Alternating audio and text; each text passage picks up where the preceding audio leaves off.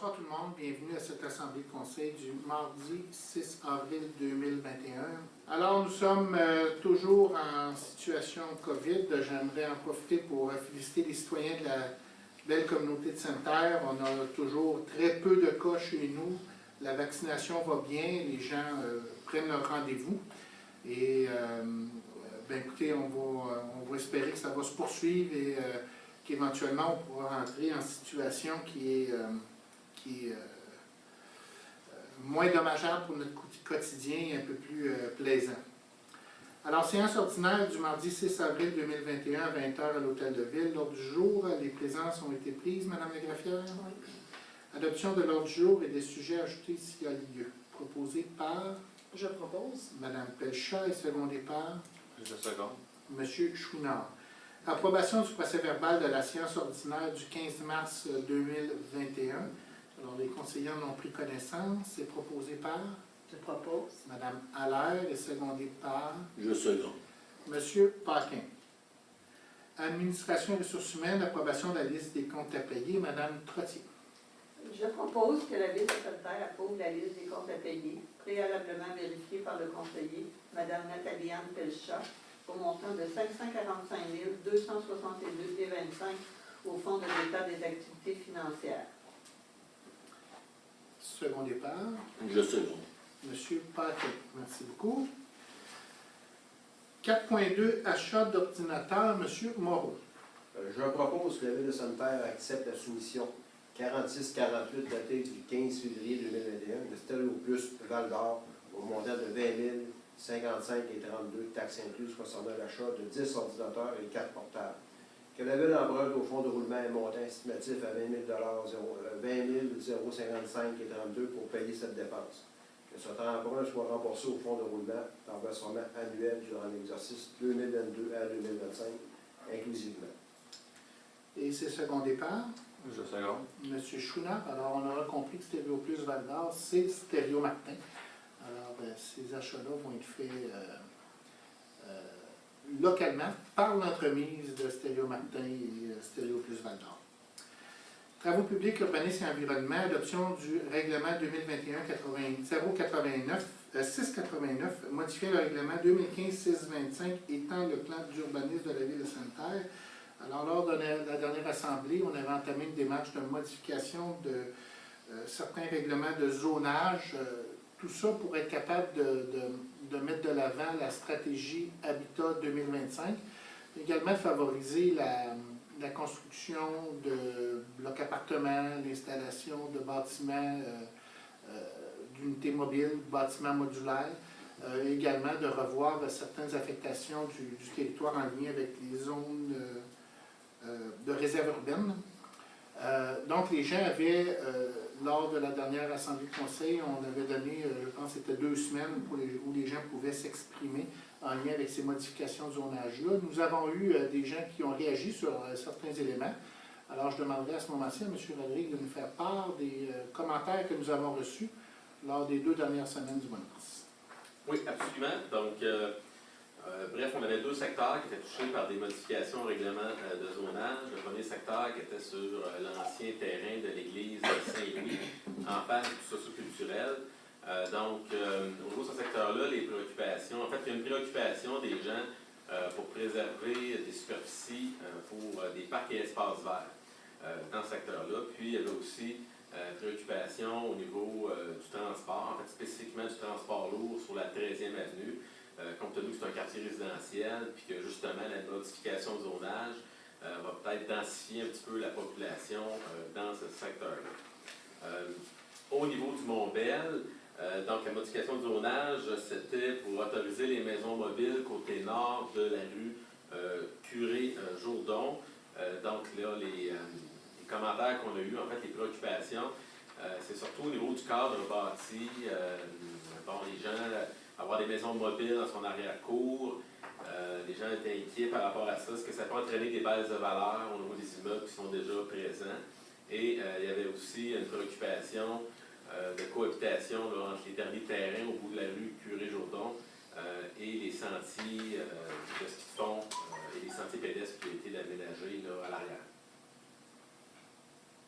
Excellent, bien, merci beaucoup. On n'avait pas eu de commentaires en lien avec la modification du zonage, ou du moins les affectations en lien avec les réserves urbaines. Alors, il y a 5 réserves urbaines qui font l'objet d'une modification d'affectation, si on veut. Il y en avait une au Mont-Bel, une dans le secteur du Golfe, une dans le secteur de l'îlot d'Or et 2 dans le secteur Croix-Nord.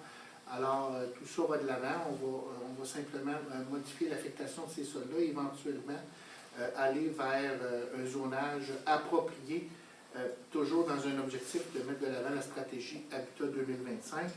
En ce qui concerne, appelons-le le secteur de l'église Saint-Louis, alors la Ville va aller de l'avant dans la modification du zonage tel que proposé. Par contre, il y a des travaux importants de rue qui vont être faits dans ces secteurs-là.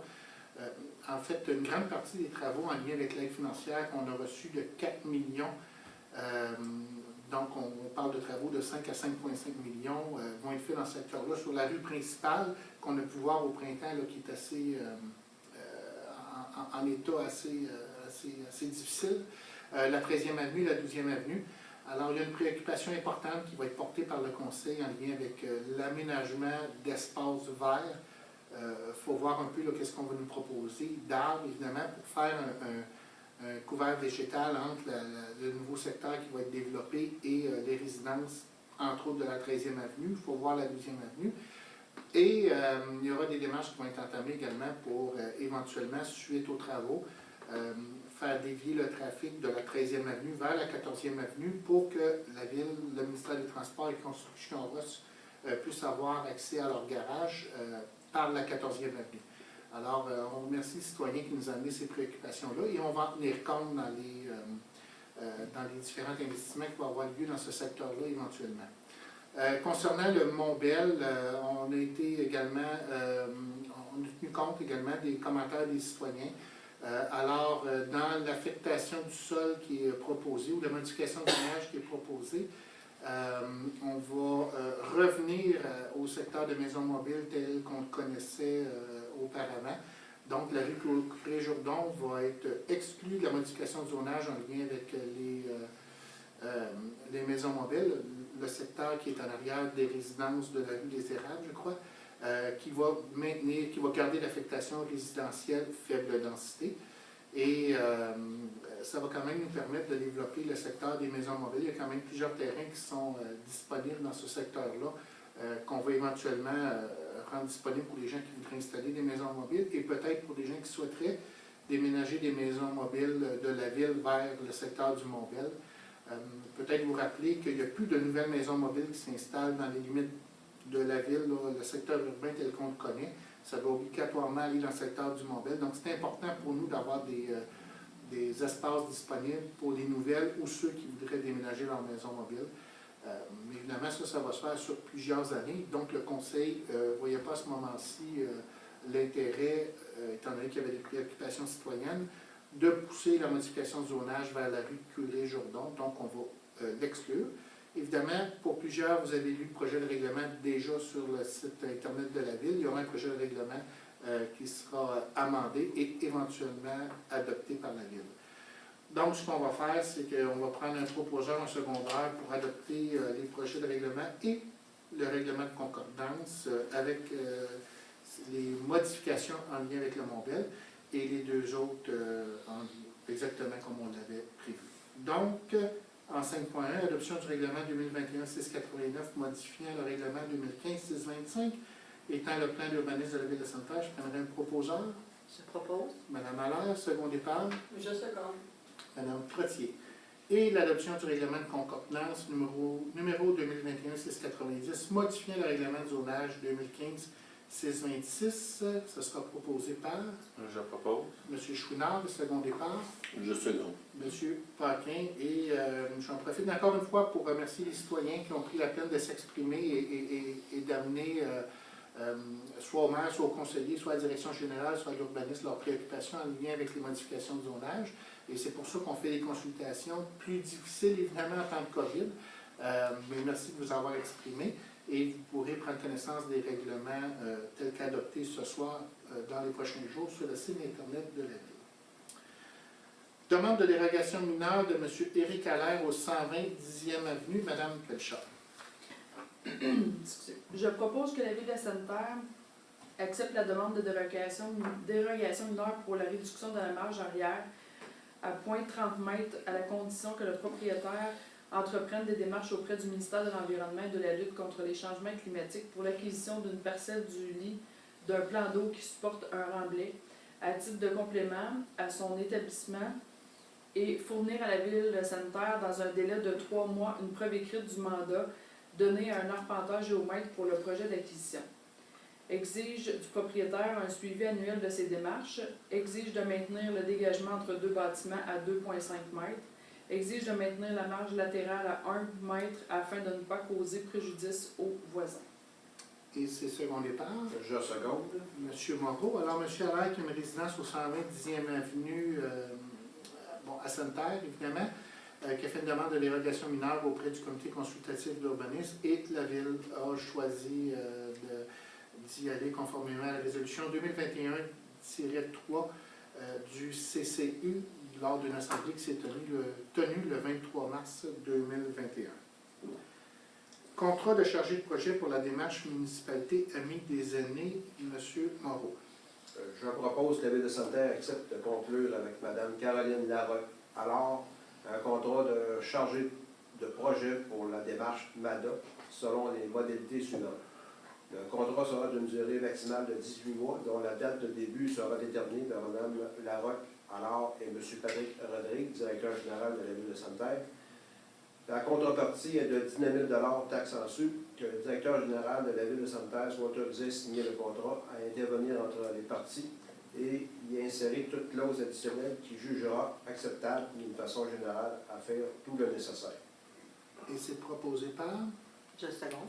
Mme Allaire. Alors, la Ville de Sainte-Terre a reçu du programme de soutien à la démarche MADA une contribution financière de 10 500 $, tout comme la municipalité de Sainte-Terre-Paroisse, 10 500 $, dont 9 500 deux fois, donc 19 000 $, est prévu pour payer une ressource. Et c'est conjointement avec la municipalité de Sainte-Terre-Paroisse que nous sommes maintenant municipalité Amis des aînés. Et un plan d'action sera mis en place avec cette ressource-là, Mme Larocque-Allard, et un comité à être formé sur lequel siège, je pense, Mme Pelchat, sur ce comité-là. Alors, vous allez en entendre parler, il y aura des consultations publiques et vous aurez l'opportunité, chers citoyens, de vous exprimer à l'intérieur de cette démarche-là dans les prochains mois. Approbation d'une révision budgétaire de l'Office municipal d'habitation de Sainte-Terre pour l'année 2021. M. Paquin. Je propose que la Ville de Sainte-Terre approuve la révision budgétaire de l'Office municipal d'habitation de Sainte-Terre qui prévoit que la participation de la Ville pour l'année 2021 est de 43 241 pour le projet 001, représentant une hausse de 50 $. Ainsi de 2 911 pour le projet numéro 003, représentant une hausse de 14 $. Secondé par Je seconde. Mme Trottier. Alors, notre contribution à nous, en lien avec l'OMH, l'Office municipal d'habitation, c'est 10 % du budget. Alors, quand il y a des modifications en lien avec le budget, on doit toujours adopter une résolution, même si ça représente dans ce cas-ci une modification de 64 $. On doit adopter une résolution pour envoyer à notre partenaire, qui est le ministère des Affaires municipales, dans ce dossier-là.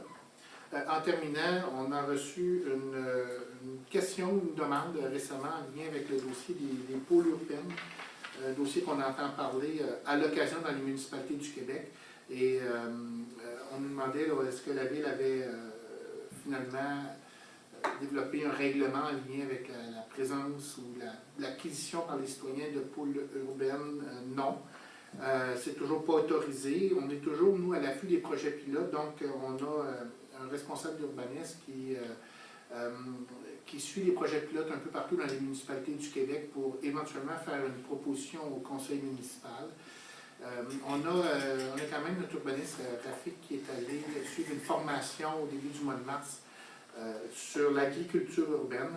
Alors, pour l'instant, il n'y a pas de développement en lien avec ce dossier-là. En ce qui nous concerne, c'est toujours pas autorisé, même si on sait qu'il y a une certaine tolérance, parce qu'il y en a quand même quelques-uns qui en ont, mais c'est pas autorisé.